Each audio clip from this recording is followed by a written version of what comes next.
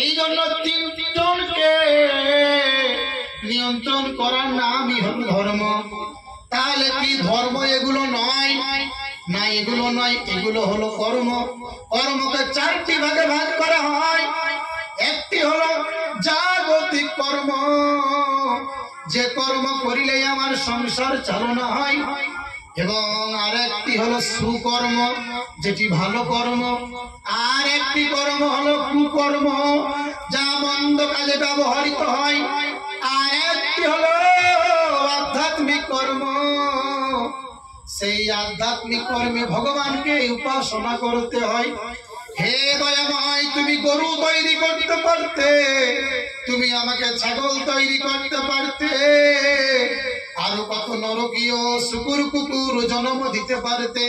তুমি তা না করে তুমি আমাকে আরো কষ্টের দেহ, কত চক্ষু বা নুলো বা অন্ধ বা কত রকম কষ্টের জীবন দিতে পারতে। হে দয়াল, তুমি তা না করে সুস্থ স্বাভাবিক সম্পন্ন আমায় মানুষ করেছ।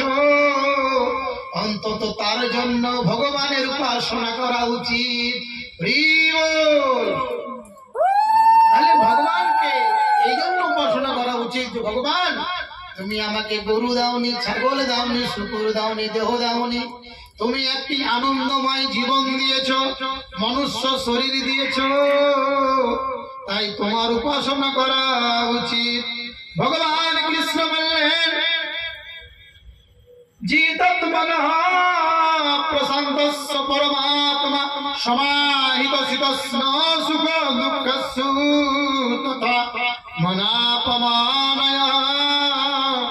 যিনি নিজেকে জয় করেছেন এবং শীত উষ্ণ অনুকূল প্রতিকূল সুখ দুঃখ এবং মান অপমানে সর্বদা প্রশান্ত, সেই নির্বিকার মানুষের কাছে পরমাত্মা সর্বদাই নিত্য প্রাপ্ত। ভগবান কে লাভ করবে?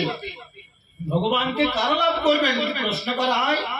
তো ভগবানকে তারাই লাভ করবেন যিনি নিজেকে জয় করেছেন, মানে পঞ্চম ইন্দ্রিয়কে যিনি দমন করতে পেরেছেন, এবং শীত উষ্ণ শীত গ্রীষ্ম অনুকূল প্রতিকূল সুখ দুঃখ এবং মান অপমানে সর্বদাই প্রশান্ত, সেই নির্বিকার মানুষের কাছে পরমাত্মা সর্বদাই নিত্য প্রাপ্ত।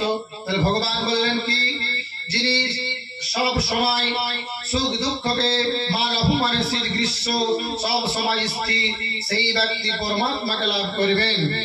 এবং ভগবান কৃষ্ণ বললেন, যোগী যুঞ্জিত সততমাত্মনা রহসি স্থিত একাকী যত চিতাত্মা নিরাশির পরিগ্রহ।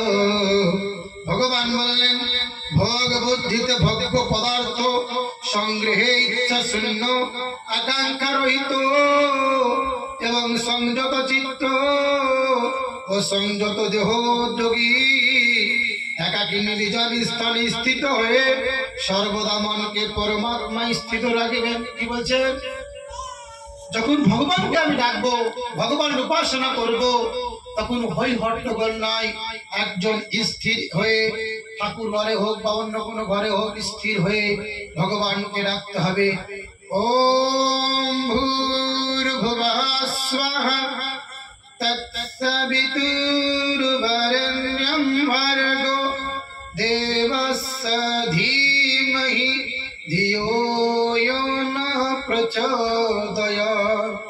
এই মন্ত্র দিয়ে ভগবানকে ডাকা যায়, কারণ পরমেশ্বর পরমাত্মা বললেন এই মন্ত্রের বলে ভগবানকে লাভ করা যায়। যোগেশ্বর কৃষ্ণ গীতার 10ম অধ্যায়ের বিভূতি যোগের 35 নম্বর শ্লোকে বললেন, আমি মাসের মধ্যে অগ্রয়ণ এবং ঋতুদের মধ্যে আমি বসন্ত, এবং মাসের মধ্যে আমি অগ্রয়ণ। তাহলে আর মন্ত্র সমূহের মধ্যে আমি গায়ত্রী। তাহলে প্রত্যেক মানুষেরই কিন্তু এই গায়ত্রী মন্ত্র করা উচিত। বা গায়ত্রী মন্ত্র নেওয়া উচিত, এটা আমার কথা না, ভগবান বললেন। ভগবান শ্রীকৃষ্ণ বললেন সুচোদশে প্রতিষ্ঠাপ্য স্থির মাসানাত্মনঃ নাতু স্থিতম নতি নিচম চৈলজনা কুসত্তরম। ভগবান কৃষ্ণ বললেন